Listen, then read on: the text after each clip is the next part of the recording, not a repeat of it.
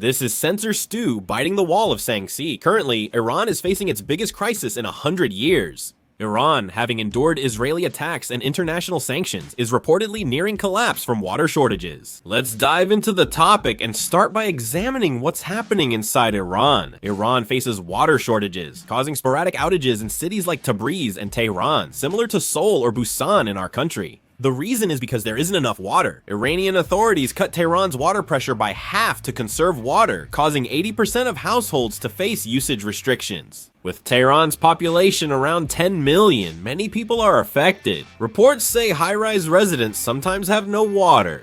People who are financially well off are trying to install water tanks, but since there is no rain, there is no water to store. Iran's President Masoud Pezeshkian said on the 10th local time that the country faces a major crisis. President Pezeshkian said there is no water in Tehran or the rest of the country, calling it a serious problem. Iran faces chronic water shortages because of its dry climate, but this year the problem is especially severe. This year alone, rainfall in the capital region has decreased by as much as 45%. Because there has been extremely little rain, the amount of usable water has also become limited. From 2024 until now, it has been confirmed that the total amount of water flowing into all the dams nationwide is 23.56 billion cubic meters. However, this is 42% lower than the same period in previous years. If the rain stops and this continues, Iran will face total water shortage by late September, with experts predicting frequent deaths from lack of water.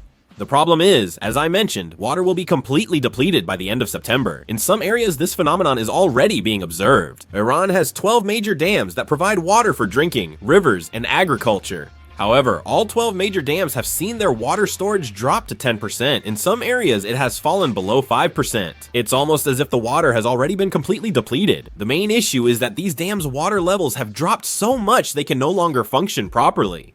When the water storage rate drops below 10%, most of the water left in the dam is polluted water sitting at the bottom, making it difficult to use for drinking or agricultural purposes. Ultimately, the water remaining in the dam is undrinkable for residents. If the dam's water is too low, hydroelectric power can't be generated, disrupting electricity supply. If both water and electricity become scarce at the same time, the foundation of daily life collapses, and residents have no choice but to move to other cities or towns. This is a serious sign that could soon lead to large-scale migration and social unrest. Of course, the Iranian government is trying to come up with various solutions to address this, but unless the fundamental cause, lack of rain, is resolved, it seems unlikely that the water shortage problem will be solved. Also, it doesn't seem like they are trying to import water from other countries either. President Piaget of Iran is making continuous efforts, 24 hours a day, to bring water from the reservoir near Tehran to the city, and has announced plans to supply enough water at least this fall. Additionally, they are taking short-term measures such as closing government offices and reducing working hours in those cities to save as much water as possible. They are also cutting off water for 12 hours in places that use a lot of water. It seems they have reached their limit. As I mentioned, water storage in 12 major Iranian dams has fallen below 10%, with some now completely dry. Unless it rains, it doesn't seem likely that the water crisis will be resolved. One of the reasons for the current water crisis is the extreme lack of rainfall. There are also analyses suggesting that human error, such as decades of poor water management and a serious imbalance between supply and demand, is to blame. Cable News Network reports that Iran's excessive water use, overdrawing groundwater, inefficient farming, and poor urban management has led to water bankruptcy. Iran uses an excessive amount of groundwater, and in some regions the groundwater has been completely depleted because they've overused groundwater. There are times when they can't use it even when they really need it. Groundwater depletion has caused some areas to subside over 25 centimeters per year. Additionally, agriculture is a major issue, with Iran using about 90% of its water for water-intensive farming or industry.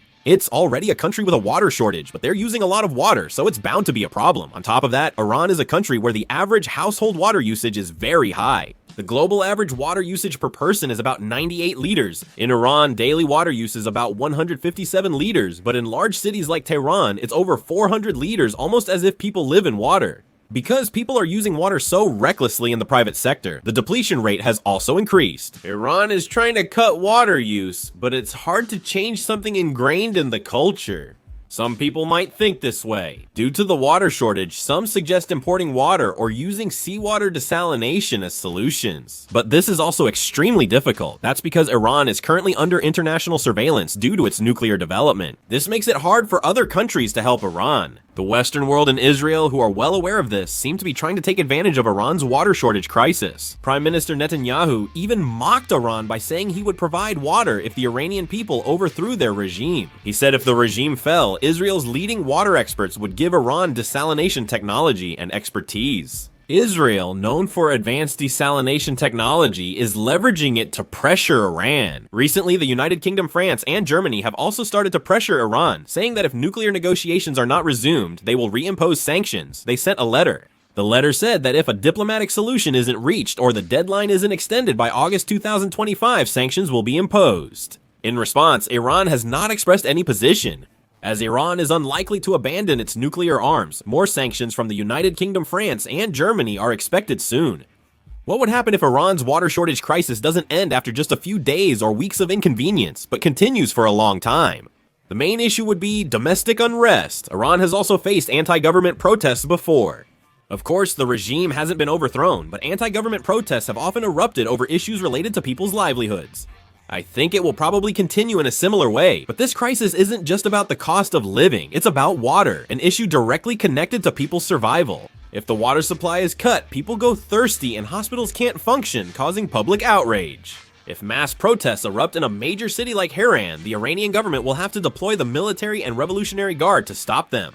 Harsh crackdowns will only spark more backlash, and as criticism of political oppression to hide the water crisis grows, distrust in the regime will likely spiral. In the end, it's a vicious cycle. The economic impact is also devastating. First of all, the collapse of agriculture is becoming a reality. Iran once produced major grains like wheat and barley, but output has dropped due to water shortages. Growing water-intensive crops like rice, saffron, and fruit has become nearly impossible.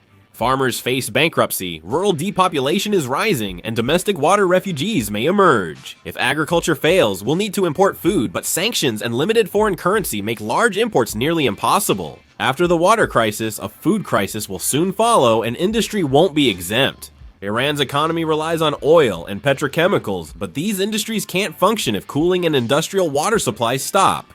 If a large refinery shuts down, export volumes will decrease and the country's revenue will drop sharply. A foreign currency shortage will disrupt food and necessities imports, further limiting people's lives. Water shortages aren't only about daily use, they become a structural crisis affecting the national economy. Another concern is rapidly rising water prices. Some people are already hoarding water tanks and bottles. Over time, water may become even more valuable than oil. People with money might be able to survive by hoarding, but the poor could be pushed into a situation where they can't get any water at all. In the end, social polarization will intensify, and there's a high possibility that conflict will erupt between those who have water and those who don't. Experts warn Iran faces an impending dual crisis of food and water. Water shortages cause agriculture and food production to collapse in a vicious cycle. Importing water and food is also difficult. Internally, protests and public unrest intensify, while externally, international sanctions and pressure come at the same time. Even with strong control, the Iranian regime will struggle to endure when survival is at stake. If this crisis continues for a long time, Iran will not just be a country suffering from water shortages, but will inevitably become a nation in crisis where the very stability of the regime is at risk. The international community has noticed this and is pressuring Iran. What are your thoughts on Iran's water crisis? Please leave your thoughts in the comments. That concludes this video. Thank you.